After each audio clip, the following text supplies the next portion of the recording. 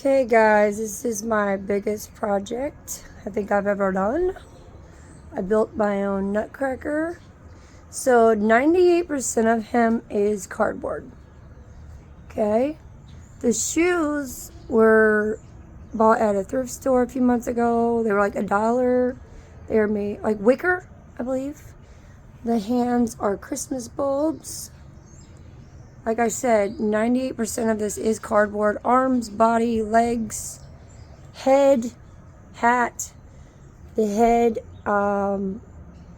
after the cardboard, I wrapped it with some painter's tape, then added some brown paper bags to smooth it out, added spackling. This right here is wallpaper that I got from a thrift store a couple months ago. It's really gorgeous. Let me get a close up for you.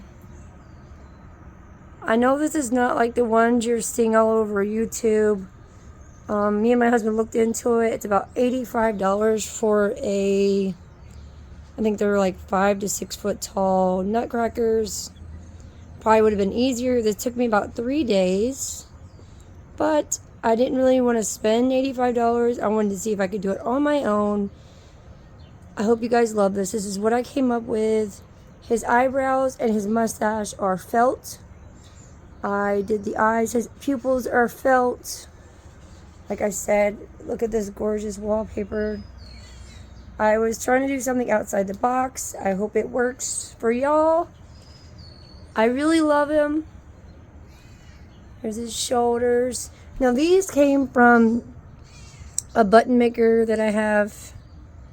So I just took some of those and made buttons for his jacket.